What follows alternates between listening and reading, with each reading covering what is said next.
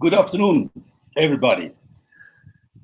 Thanks for joining us again for our live stream, Unicat live stream number 15 already. My name is Thomas Waas. People who had followed us in the last streams know me. I'm a partner in Unicat, and I traveled myself for more than 8 years throughout Africa. We talked about that in a previous live stream, and we may talk about it again in the future. Today, we decided to talk about traveling experience during COVID-19 times. I myself got stuck in Zimbabwe. All the flights were cancelled, borders closed, there was just no way to get out. Until Ethiopian Airways resumed some flights, something like 2 flights a week, and we managed to get onto one of those flights.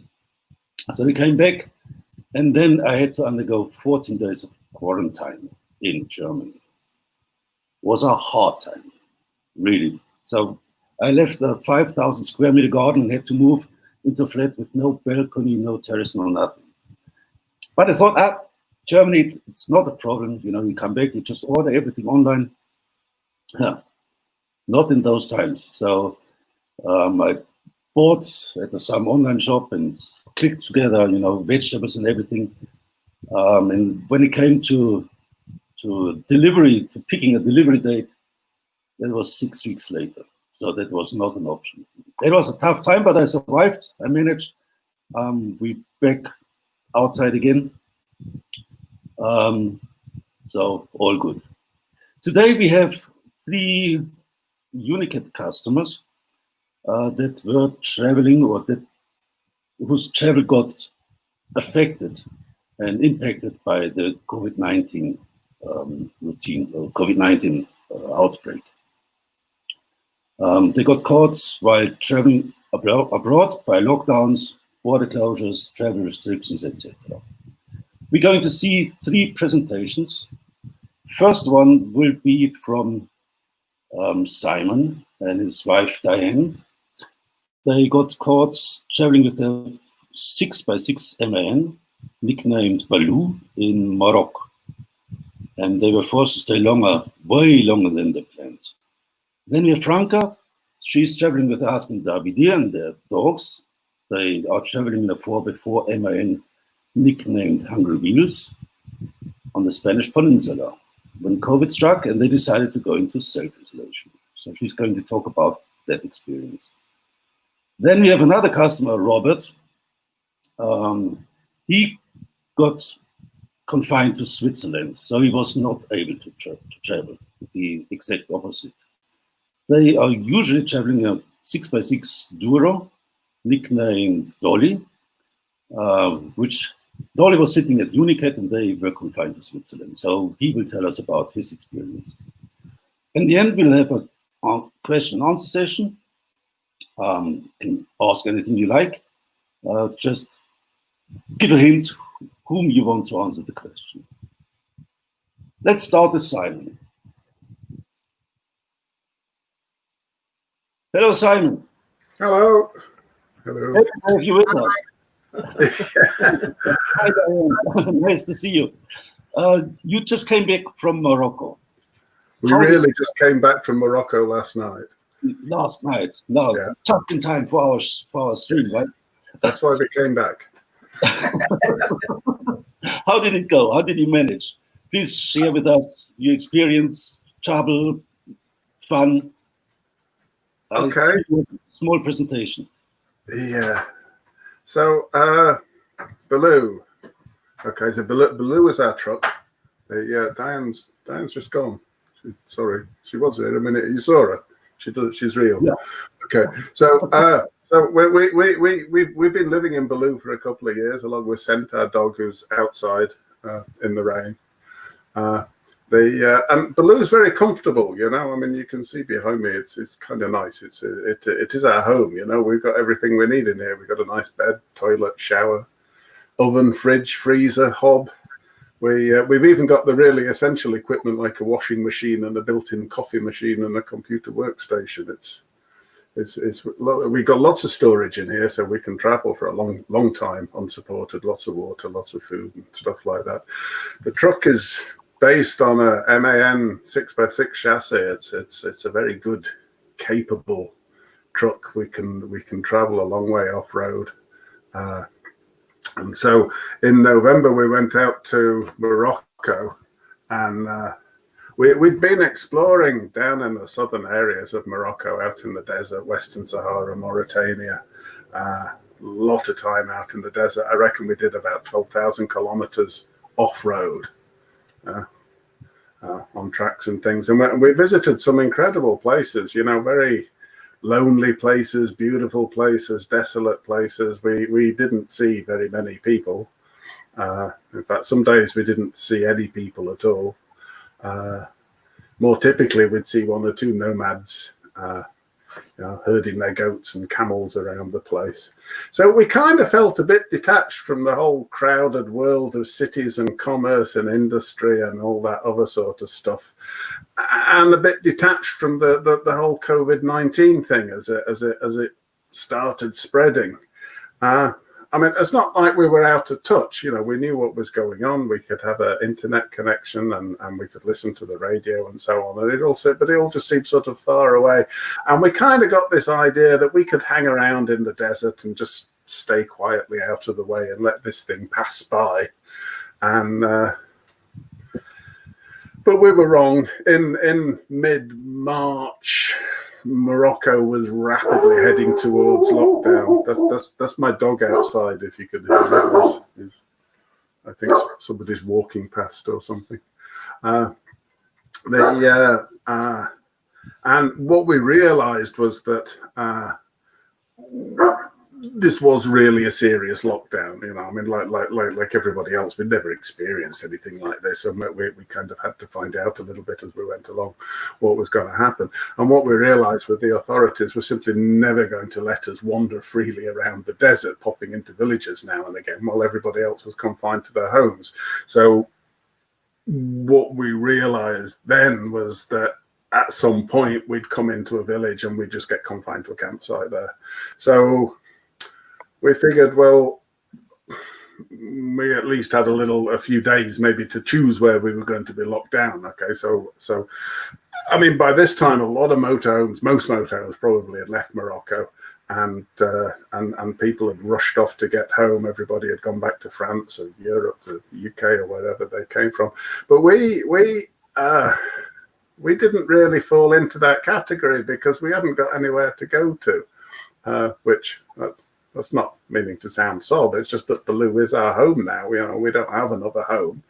And looking at what was happening in Europe, we kind of thought, well, we don't want to go there. We're in Morocco. It's fine. And in fact, even to now, they've had very little trouble with COVID-19 there. It's really quite a safe place. It stayed quite a safe place. There were some terrible scenes in the north of Morocco. The main port, Tangier, because literally hundreds of motorhomes travelled up there trying to get out, but the borders were closed by then, and so they ended up being queued along the road, having to empty their toilets in the gutters and so on. There's a sort of refugee camp got set up there for a while. I mean, eventually the embassies sorted things out. They got some special ships in. People got charged a fortune to go on a ship to Algeciras and so on, and it did all get sorted out. But it was horrible, and we were pleased we were well out of it. Okay, so having decided we'd stay in Morocco, the next question was, where are we going to stay in Morocco? Okay, now Morocco is a lovely place. It's gorgeous. We love Morocco. We've been there since November. The people are friendly and cheerful. The fruit and veg there is plentiful and cheap. Much of Morocco is not very crowded. There's lots of space. The sun's shining. It's really nice. The only downside from really my perspective is it does get a bit hot there. In fact, we've been warned that after by May, June time, Morocco is getting fiercely hot, which we're pale northerners. We're well adapted to the snow and the ice and the cold, but we're not good at the hot stuff. So down the coast of Morocco, there's a cold current, the Canary Current, that flows from the north, and this keeps a little thin strip along the edge cool.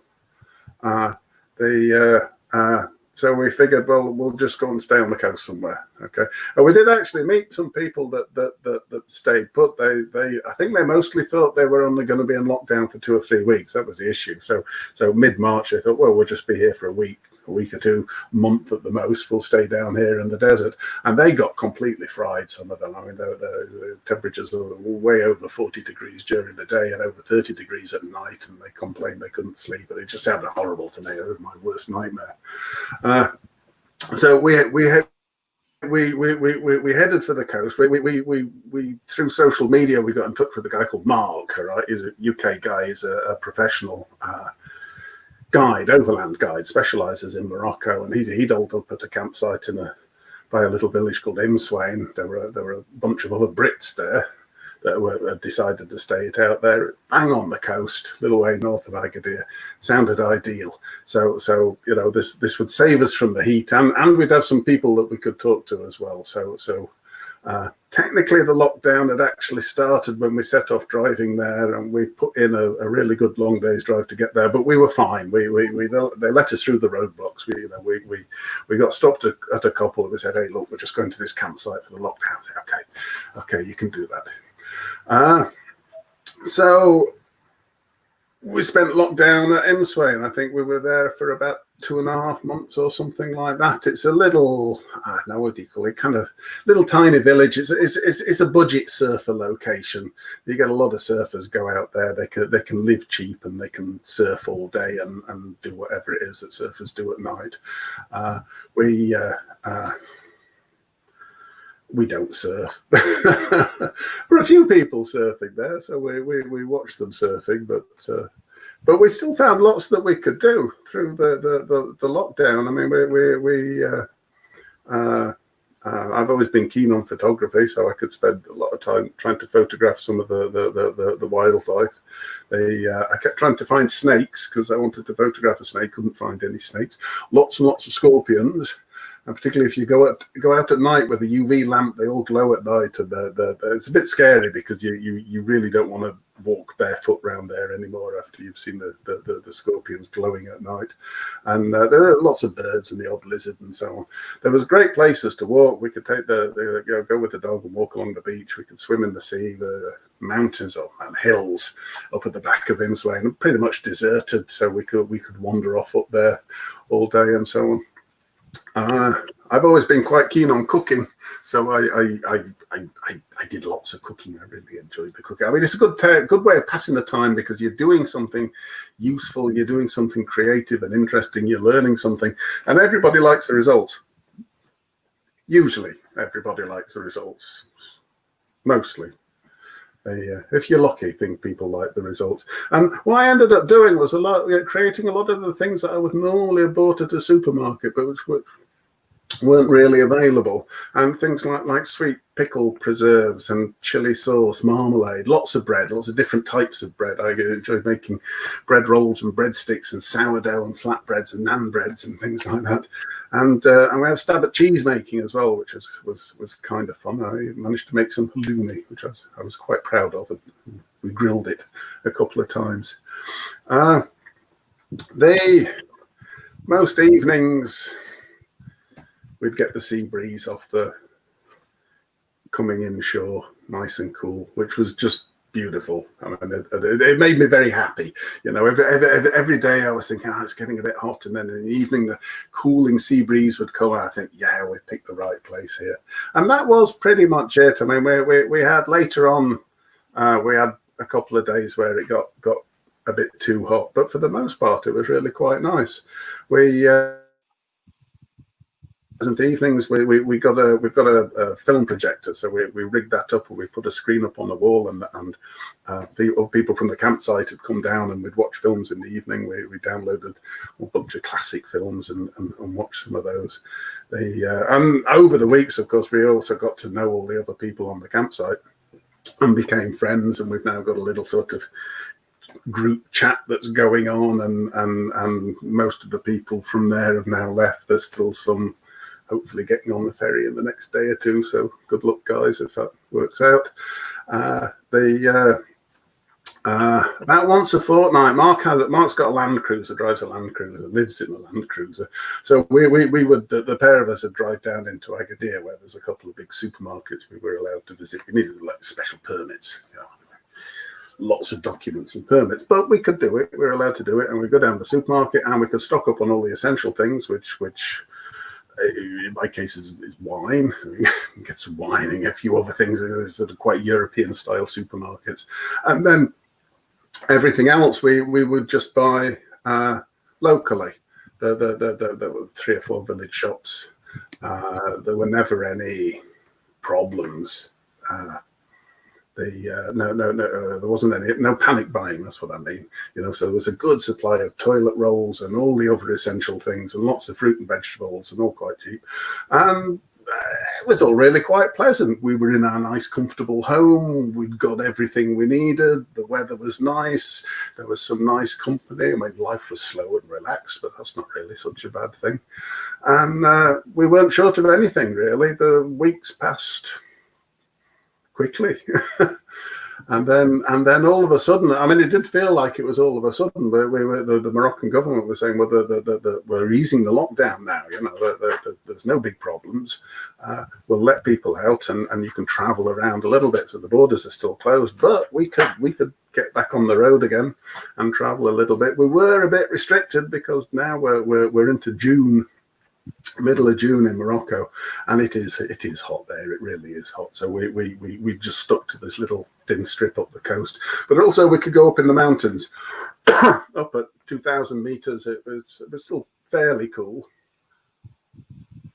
and we found some nice places. We found a different sort of Morocco to the one we've been looking at. We found one where it was green and fertile up in the mountains there. It was quite a remarkable place. There are rivers and lakes and densely planted valleys, and a fantastic cedar forest that smell just gorgeous. A great place to spend some time in. There's monkeys there as well. We didn't see any monkeys, but there are monkeys there. I'm told there are monkeys there.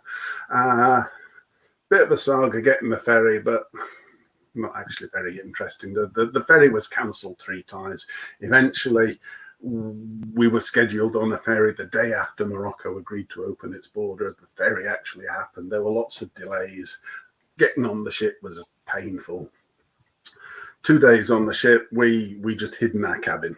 I mean, we tried to stay away from everybody as much as possible. We took some bread and cheese and tomatoes and apples into our cabin, and we just hid there, me and Diane and the dog. And that was it. And then sort of strangely, you know, after that, a 2-day drive back up to Germany, and all of a sudden we're here. It's like the whole thing's over. Bang. Whoosh. It's kind of strange. Yeah, so look, Diane's come back now. Okay, so yeah, that's our story, really. Wonderful. Thanks a lot, Simon. Very impressive. Good for you. See, my experience is if you're forced to stay longer in the country, you really experience it. You see things that you otherwise would never see. So, and I think you were very lucky that you had to stay longer, because now you know Morocco inside out. We certainly do. We do feel like we know Morocco quite well there. Yeah. Okay, thank you. Thank you. We will see you just later for the question and answer session, and we going on to ask Franca to do her interview. So, hey, hello everybody. Nice to see you again. How are you? I'm fine, thank you very much. I'm still in Portugal, and the first things that I would like to say is sorry. My English is not such good as the Simon one, but he is from UK. I'm Italian, so I apologize for my English. So I guess you want to know my experience and the experience of our truck. Okay. I can tell you that at the beginning of March, we were traveling in Portugal, we were in Porto, in the town of Porto, and we started to hear about coronavirus from Italy. That was probably the worst country in that moment to have coronavirus. And so we were worried. But in Portugal, nobody looks like to have problems. And I mean, it was not so hard, the situation in Porto, because we saw a lot of tourists all together, visiting a museum, going to take a coffee, all together, very happy. And so it was something that we were, I mean, not relaxed. So with my husband, we said, okay, they don't understand that COVID is really dangerous. Maybe it's better that we go out from a town. We look after to find a nice and safe place and put ourselves in auto isolation to be safe, just to know what it was going on, just to know if it was a good idea to continue to travel or to go back home, or we don't know. So we went like 50 kilometers north from Porto. We find, just for luck, a nice, beautiful, safe place that was called Apulia. That was a really little village with a wonderful beach. And the beach was a mascot beach. So there was the possibility for our 3 dogs to go out for a walk. And so we parked the truck and we say, okay, let's stay here for a couple of weeks and decide what we are going to do. So we parked the truck, and the temperature was quite good, like springtime. And we started to have a normal life using the comfort of our truck, because our truck have for us all the comfort that we need, like a house. We live in the truck. We stay in our truck for all the year. And we started to enjoy the beach with the dog and to have our day was really the same. I mean, it was nice. We wake up in the morning, we have our breakfast and relax, and then we go out from the truck to have a little walk with our dogs. And the only thing was that that place was really isolated. So other people were not nearby. Only 2 other normal camper, the yogurt, were parked in the same parking place. One from French people, and the other one from German people. They were guys. They were quite young, but we had not a really relation with these guys because everybody were a little worried. Yeah, to keep the distance. You know, I mean, probably we heard the news from Italy and they heard news from France and Germany. And so everybody started to keep the distance, to say hello from like 20 meters and stop. Yeah. Even the police every day came to visit us. And I have to tell the truth. We had a really, really good experience with police in Portugal. They are absolutely gentle. They stopped. They asked us if we have any problem. They asked us if they can help us in any way. And we just talked to them that we were okay, that we decided to stop because we feel more comfort in that way. If it was possible to stay on the beach, it could be perfect for us. And they say, okay, we know you are here, you stay here, better don't travel just for your safety and just because we know you are here. So in any case, if something happened, we can come and tell you. So we decided to stay. Then in the meanwhile, we were checking on the web page of Portugal if we were allowed to stay there. Because, for example, in Spain, a lot of other people were kicked off Spain. A lot of tourists were not allowed to stay in Spain. So we were really worried when in Portugal decided to close the camping place. that someone came to us and say, okay, now you have to go back Italy. And we really didn't want to go back Italy in that moment. I mean, it was safer for us to stay in Portugal. But nobody came. Everybody came just to say, okay, if you need help, we are here. And this was wonderful. And after the first month, we started to have good relation with the other people, the other two campers, the French and the German.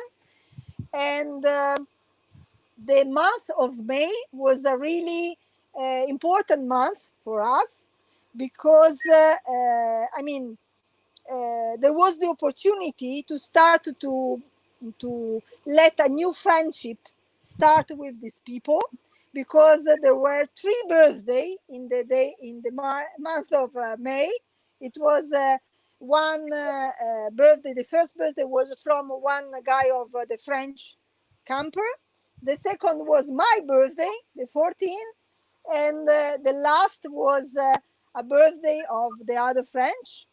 And so it was the opportunity to become closer, to start to stay together. And at the end of March, we decided to move from the Apulia beach to another place, because in the Apulia beach we were not allowed to have, for example, barbecue outside. We just have the possibility to stay parked there, to go out with the dog, but not to have an outside life, just to enjoy our camper. That was okay, because the camper is very okay. We have airco, we have the heater, we have everything in our camper, like in a normal teeny house, but it's okay.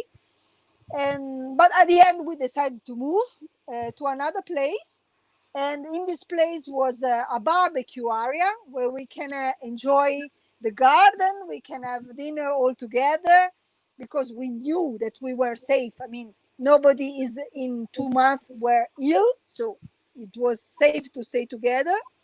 And so this was the last period of our experience.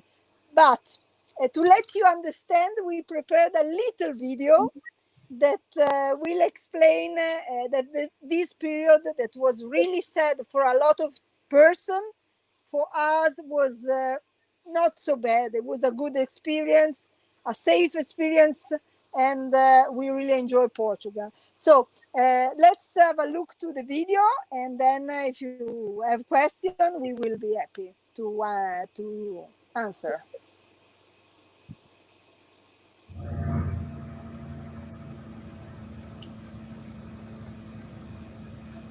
Non si fa tellement.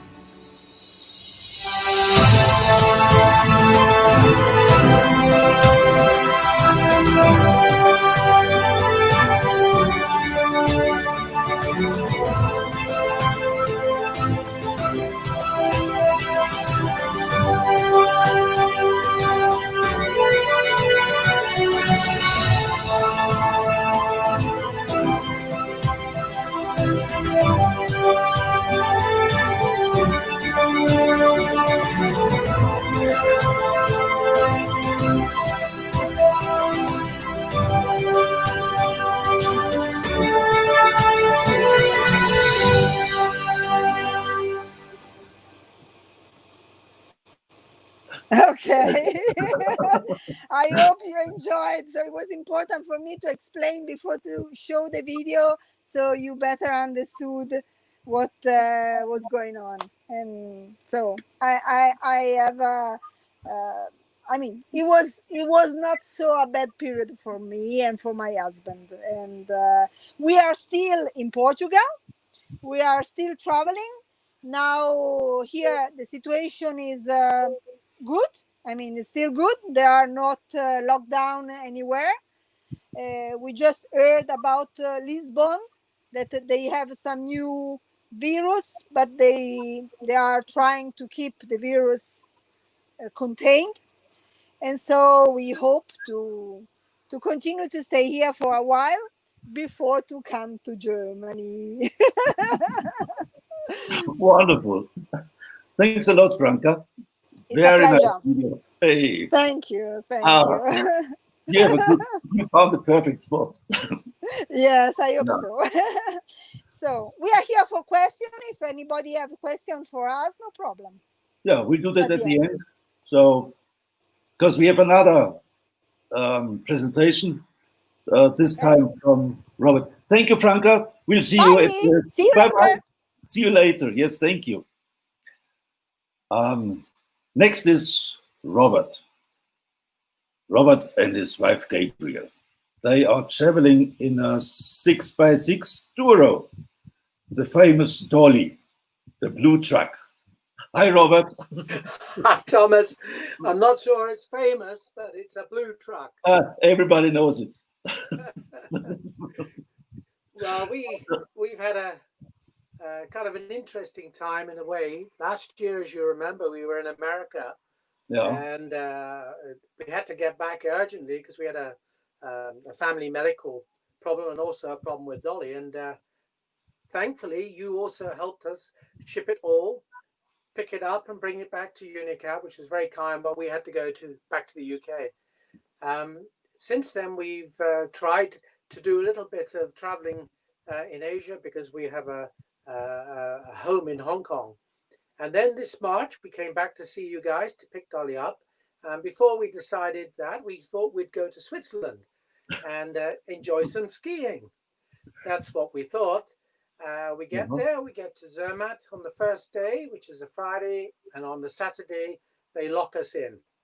And this was in March. And so we were stuck in Switzerland since then until just a few weeks ago when we were allowed to leave. We could physically leave, but we had nowhere to go without being quarantined, which was something which we didn't wish to do. So then we decided, well, okay, we will enjoy our period of time there. And we got into gardening, which was a big no-no for me before, but we started to try hard to. We did a lot of walking. We decided to go up into the mountains and try very hard to get fit. Now, as you can see, there was quite a lot of animals there with us, sheep mainly. Of course, they were there because there were no tourists, and the tourists are therefore not eating them. And so the farmers were letting them run all over the mountains. And as our friend were having their barbecues, we also did a lot of barbecuing. Then we went into painting. So we decided to try and paint some of the walls, some of the furniture, and basically had to spend 3 months finding things to do. It wasn't a real problem because in Switzerland, there's quite a lot that you can do. And being able to walk, even though it was under lockdown, was a great help. A lot of people we knew, obviously in Europe, had to be restricted into areas or not even leaving their house. But we were very fortunate. And also there was no problem with supplies. We were allowed to go into all of the shops. The shops all had everything. And so we basically were just relaxing and just waiting for the lockdown to end.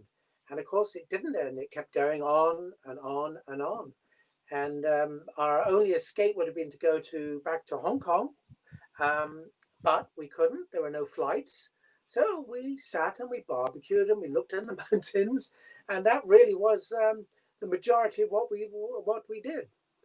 So it's not quite living in Dolly, but it was being located in one place and looking through all the files that we had and all the pictures and all the places we've been to before, which I think you can see a few of them now on the screen.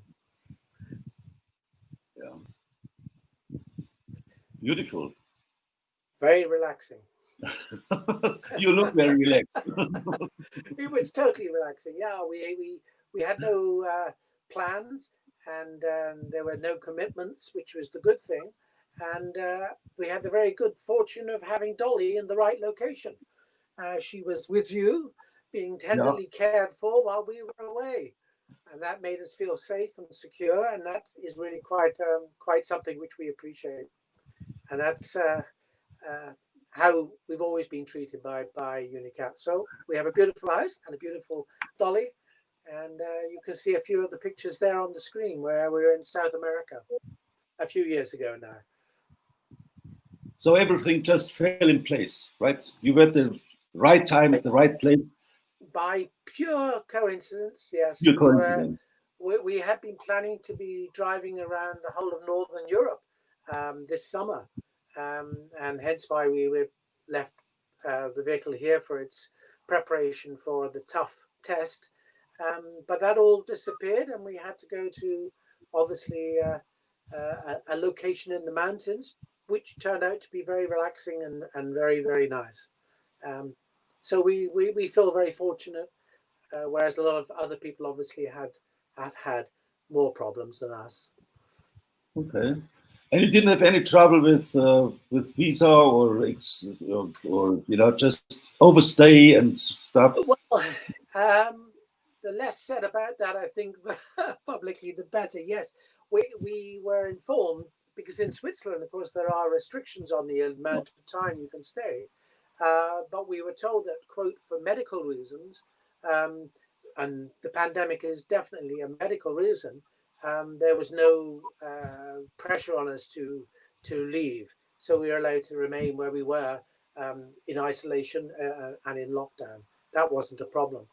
To leave, to go back to Hong Kong was a nightmare because we couldn't get any direct flights. Secondly, the quarantine there is quite arduous. First of all, you are tested with a deep swab throat test to see whether you have any COVID or not. And then and that's at the airport, so you spend up to 10 hours at the airport. If you're cleared, you still have to go into then 14 days of confinement. And the confinement is in one specific location, and you are given a bracelet on your wrist so that you are monitored. And that bracelet is then confines you to the specific area where you are. In our case, it would have been virtually one room. And the access to the outside would have been difficult, so we wouldn't have been able to get food, etc.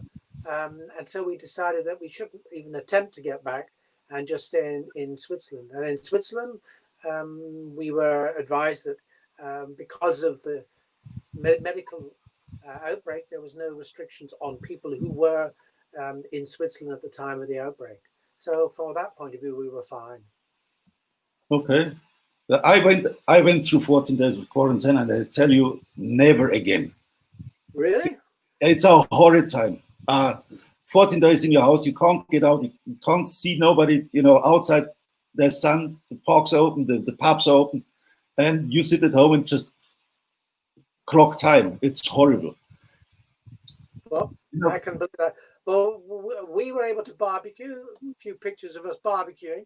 Yeah. The only problem is there were no restaurants open, and the bars were all closed. So you really were restricted effectively to your house. But the supermarkets were open, which meant you could buy the supplies. So it and you really could hike was, in the mountains. So and hiking in the mountains, which is what we did. And all we found were many, many sheep, as we saw the pictures there. And the sheep were basically not being brought down because there were no tourists.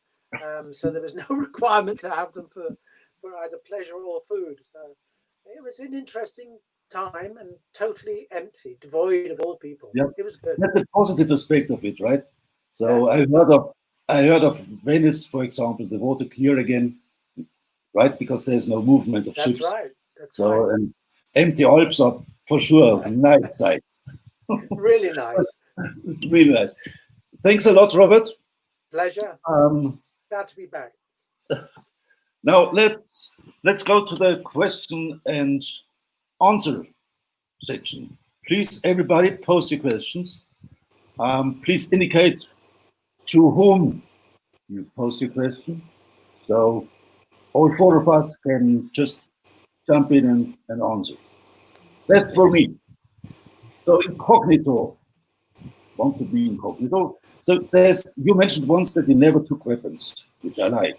And it said that it's safe by staying away from trouble areas. How exactly do you make sure to stay away from trouble?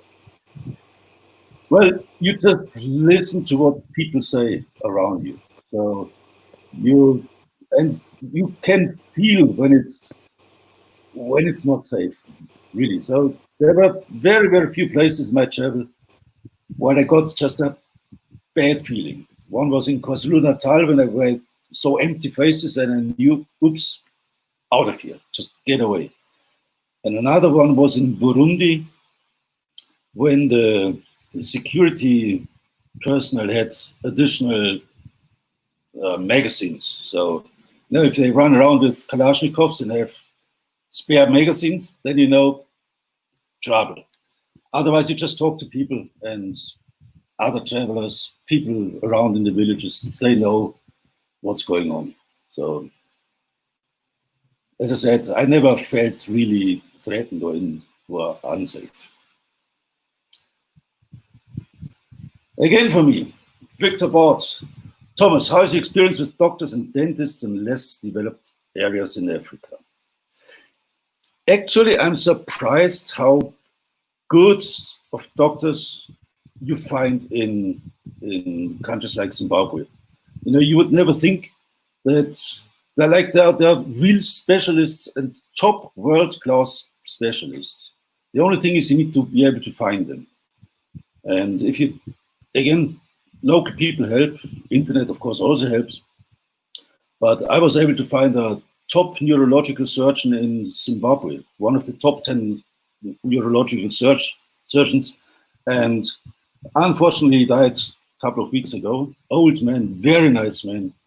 I chipped over one of my dogs in Zimbabwe and just cut the teeth, so it broke. No problem, I went to a dentist and everything was repaired within a couple of hours, and splendid job. So it's world over you find proper doctors. Next one. That's probably for Simon or Franca. So Sabine asked, after all the campsites were closed, how did you get water and how could you get rid of backwater?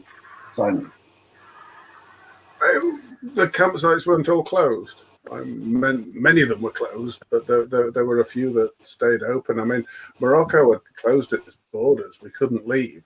So it would have been a bit crazy to close all the campsites as well. We'd have had to live on the streets or something.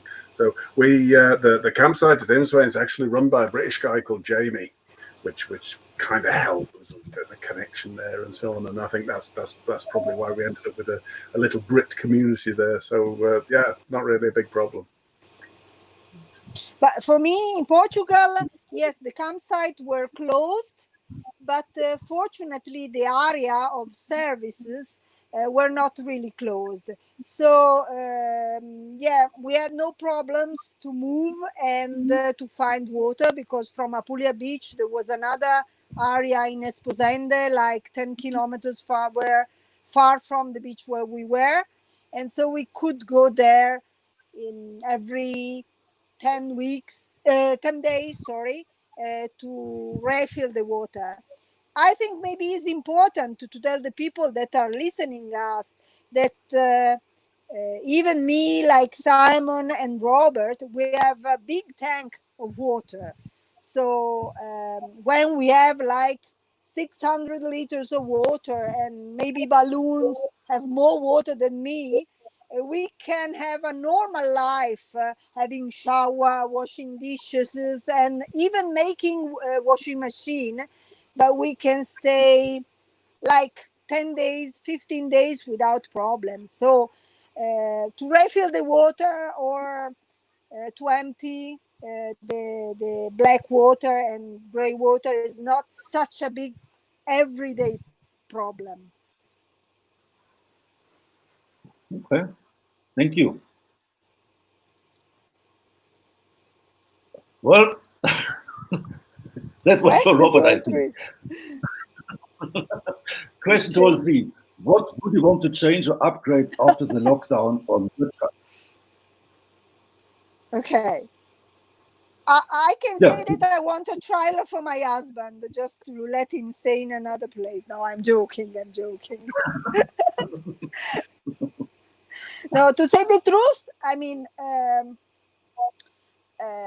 I think just because I told you that we had the possibility even to stay outside of the truck, the space that we have inside was quite enough. I mean, it's like to live in a teeny apartment, but we have everything.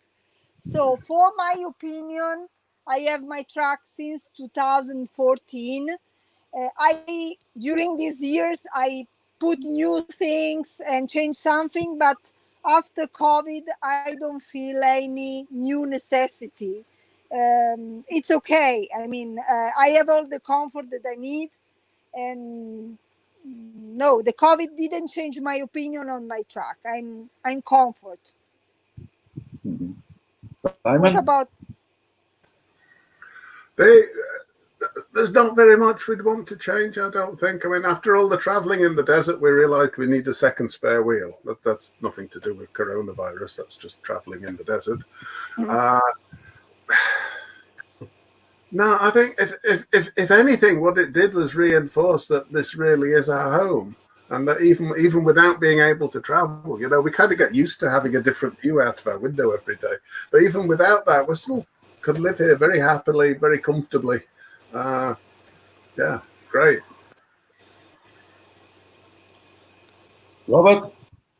Well, we are fortunate, obviously not being locked down in here, but having traveled for many years now, which is like a virtual lockdown, and being 3 weeks sometimes away from any habitation or anywhere, it feels like it. And as Franca said, water is critical, and we have, again, like her, almost 550 liters, which means that we can spend 2.5 weeks alone in wherever we wish to be.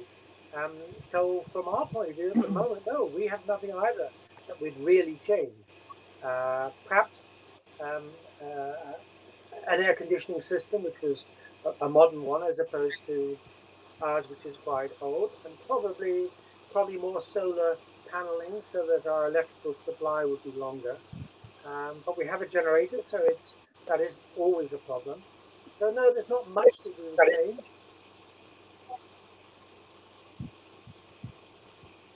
Very good. Actually, can I add a couple of things? Which is to say that quite the opposite. Rather than changing anything, I think the lockdown really vindicated a lot of the design decisions that went into Baloo, such as enormous water tanks, the entire roofs covered in solar panels. We never needed shore power for the whole 2.5 months we were locked down. We got all the energy we needed from the solar panels on the roof. Even for air conditioning. Yes. We've only got a small air conditioning unit in the bedroom, which it's almost for emergency use only. But if you need it, you know, we can make the bedroom cool if necessary. We didn't need it very often. I don't think we could have run it 24 hours a day off the solar panels, but for what we needed, it was fine. And what else? Anything? I don't know, but it just all worked so nicely. You know, we're very happy with the sort of balance of features and capacity and energy storage and solar panels and all that sort of thing. Very good. Yeah. Also my experience. Water is important. Also plenty of wastewater in some areas. If you can't just let the water just run out of your truck, you need to keep it. And energy. So solar as much as you can. So absolutely, yes. Same with me. After 8 years of traveling, I wouldn't change anything major. May I say Robert, one thing? Yeah, sure. Yeah, I think it's important to think about all the necessity that you can have in future when you project the track. So I think that as we did, even Robert and Simon have the time, take a lot of time before to build the track, just to think about what they really need. And so when we came in Unicat, we just have an idea, and you just suggested us how to put in reality this idea. So about the solar panel, the generator, the wheels, and so on. So I think this is the reason why we don't need to change quite anything on our track, because we thought about this in advance. So Yeah. I mean, we had a really good suggestion from Unicat for the phase of projecting the track, and not just let us go and then at the end, oh, I have to change this, I have to change that. So I'm very happy of my track because of this. We decided, and we were really I mean, Unicat gave us a really good suggestion for to use the track in a good way. Thank you. Well, one thing I might add, when I started traveling, communication was difficult back then because you didn't have internet in every country, so it was, especially in Africa, SIM cards won't roam and stuff like that. That's all much better now. So I think during lockdown or when you're stuck somewhere, it's very important to have proper working internet, so you can talk to people back home, and you just at least virtually taking part in the world, right? So Yes. that's something. And I know Simon has state-of-the-art routers and long-range antennas and this and that, like Davide also, right? Now, question for Robert. Robert, what is the reason to build on a Duro? What makes a Duro a good platform? That's Victor wants to know. Yeah, that's a long question and take a lot of answering. But the simple answer was partly what Franca was saying, thinking in advance what you need for your particular requirements for traveling. And when we were looking some years back, we were looking for a vehicle which was sturdy, strong, had the capability of off-road capacity. Also, we'd been told by people who had four-wheel drive that the six-wheel drive would give it even more stability in bad conditions. So we went to look at the Duro, which was a Swiss built vehicle for the Swiss military. And then when we were looking, they were privately available. And we test drove it, and we found that it really was quite good. It served our purposes. Now, it also included features which we needed at the beginning, which was that our license originally was only for 7.5 tons. So therefore, you were able to build on the vehicle frame without actually having a new license. And also for Gabriel and myself as well, it had an automatic Allison transmission. So it made the physical effort of driving much, much easier. And we came, of course, to Unicat, and they suggested that we could build. And we built Dolly with all their ideas and ours as well.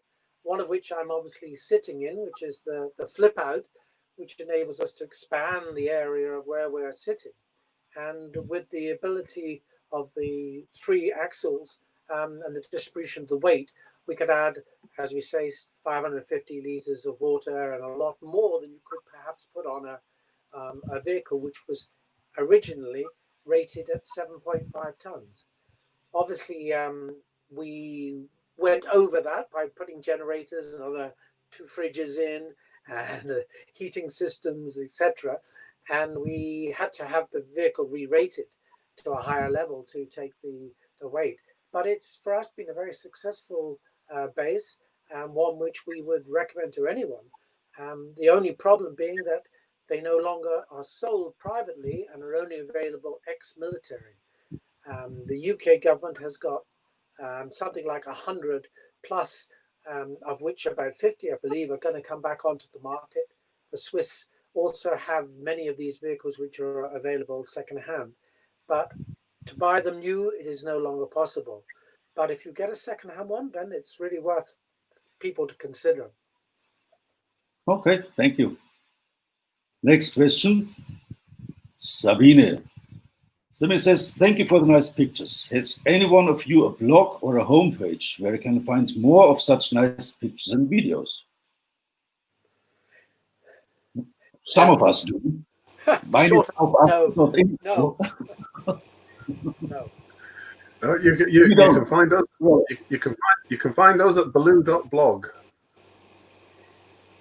Yes, mine is. Sorry? Baloo.blog, that's an easy one. Baloo.blog, yeah.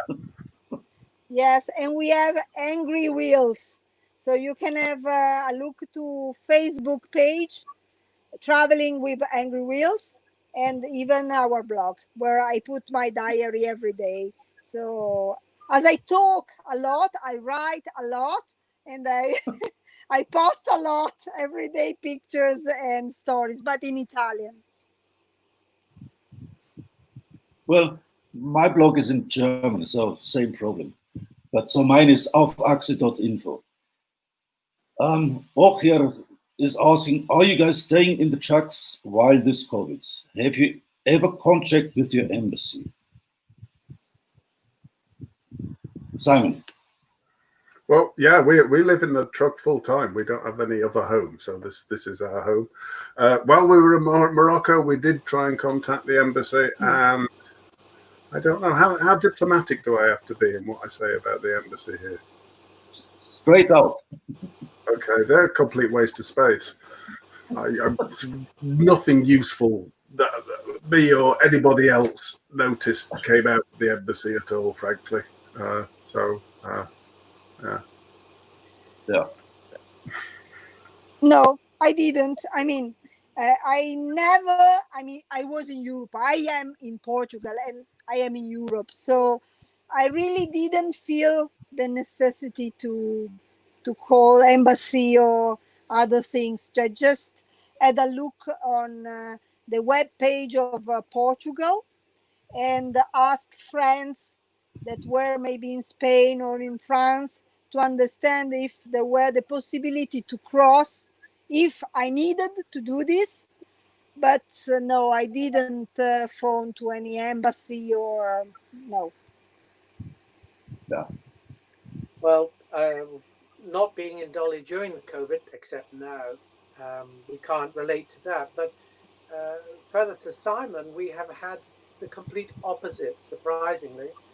When we had a problem in Chile where all our passports, credit cards, absolutely every document that was valuable was stolen, and by our own failure in a way, the British Embassy in Santiago could not have been more helpful, even to the extent of letting us use their address, their embassy address, to have credit cards sent to obviously new passports, etc., etc. And they wrote to the customs because all our documentation was in the passport, so we could no longer prove we'd entered the country or left the country. The documents for Dolly were no longer there. And they were truly, and I know this is odd, outstanding in our particular case. So our only contact with embassies have been good. Thank you. More questions? Karen is asking, do you have design idea which is not common? Well, most Unicat customers have design ideas that are not common. So look at Robert's truck with a flip out and blue color. That's, I would say, not common. So, and Franca in her truck has also something not common. Show us the red wall, Franca. We'll show it. I try because I'm in my bed. Maybe you can see. Sorry. Okay, I move. This is my bed area. This is Nikita. Okay, and Okay, I try to do this. This is, everybody can have a look to my website and understand how is my truck. That's the red wall. Maybe That's you a can famous see. red wall, yes. Yeah, the red wall with 3 screen. Because I mean, everybody asked me, but why you have 3 screen? And they say just because we want to see the 3 different program on the television in the same time. No, it's a joke. Uh, it's because this screen was an idea to put, because every screen is with a video, a camera from outside. So if, for example, I am in Africa or somewhere and I hear during the night strange noises, I can switch on this camera, and in my screen I can see outside in all the area of the truck. And Yeah. the screen are even useful because Davide have, I mean, as a hobby, as he would like to make videos. So the screen are useful to make the videos and to work in a better way. And that's all. But I mean, I think everybody knows, but Unicat means Unicat, unique. It means that everybody has a particular truck. Everybody asked to design with special things the truck, and this is the characteristic more important of Unicat. I mean, no ready truck, but just truck that we with Unicat decided to build. So every truck is unique. Also yours, Simon, right? Quite unique truck. The by comparison to most motorhomes, I think the thing that's really different about Baloo is that it's 100% diesel electric. There's no gas here. So everything runs off electricity. We have a conventional fridge freezer, a conventional washing machine, a conventional oven, all running off the mains. The only thing that doesn't run off electricity is the heating, and that runs directly off diesel. And we can only do this because it's a truck, because we can carry the weight of the big batteries, of the generator, of the solar panels, and all that sort of thing. But it means that we never have to worry about trying to find gas, which is a complete pain at times. So yeah. Thanks. I think we should get to the last question if we have one more, because time is up. Martin is asking, Simon, how much solar power do you have and how many battery amp do you have? Okay, so the whole roof is covered in solar panels. That's about 2.5 kilowatts. And batteries, we've got 800 amp hours at 24 volts of lithium batteries. Yeah. Thank you very much. It's a lot. Baloo is not for sale. No, we're going to be here for years yet. Well, thank you very much, Simon. Thanks, Robert. Thanks, Franca. Thanks everybody who joined us today. Thank you very much for your continued interest. If you like the stream, please give us a thumbs up. And we see you next time, Monday the 27th, same time. Stay well, stay safe. Thanks and goodbye.